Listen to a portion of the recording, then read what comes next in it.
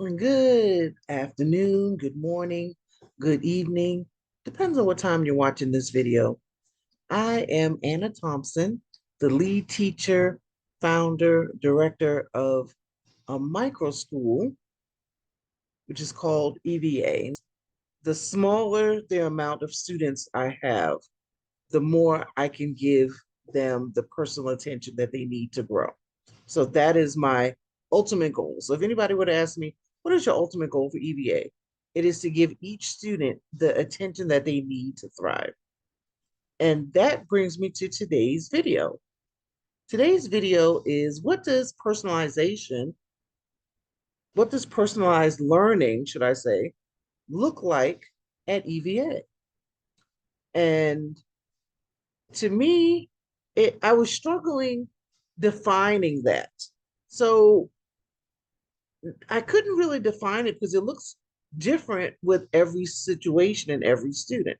But today I have an example of something that happened today that I think was so small, but truly miraculous. And it happened on the cuff. God is so good. It came to me just like that, like to do such a thing. And it was two separate classes with two separate students. The first class, a student was extremely late. And this is unlike this student at all. So I knew something was going on. But I know there was a lot of weather in the area, a lot of disruption with electronics and things like that. Because I myself had a little bit of technical issue, but I was able to start class on time. So sure enough, the student came in and class starts at 10, and this student came in at 10:38. Totally uncharacteristic for this student. So no questions asked, but everybody was involved with working on their assignment. So instead of disrupting the class while they were working, I created a breakout room and I texted the student and said, join me in this breakout room. And sure enough, they joined.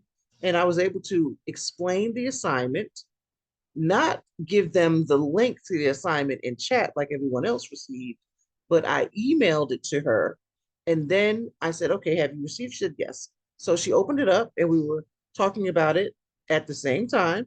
And I was able to explain to her about it. She asked the questions that she needed and she went on to work on the assignment on her own independently because class was about to end anyway.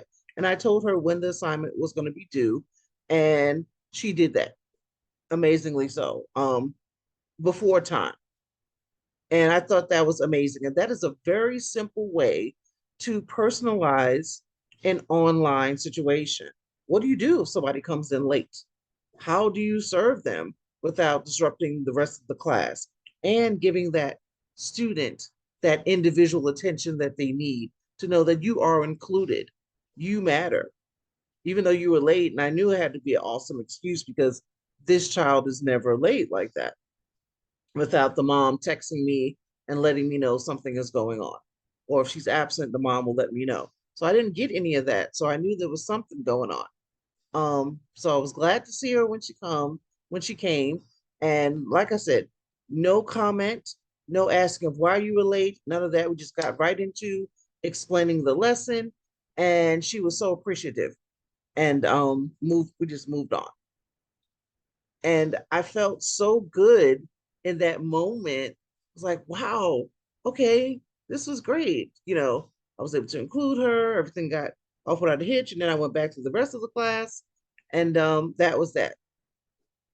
The second scenario today um, was with a high schooler. The first one was with a middle school. The second one was with a high schooler, and they had technical issues. So this is what happens when we have technical issues in an online school.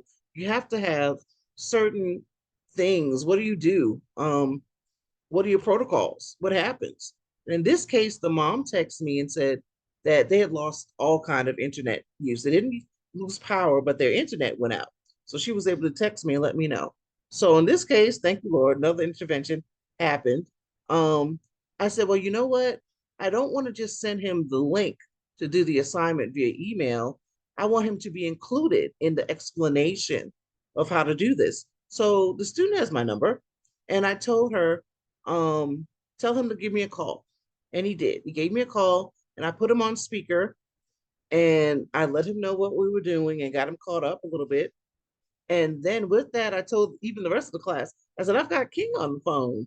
Um, so with that, I was like, I have him on the phone. So everybody say hi, you know, say hi to him. And everybody was like, hey, so and so. And somebody was like, hey, buddy, that kind of thing. So he felt so included at that moment in the class, even though he was on the phone, he wasn't with us in Zoom.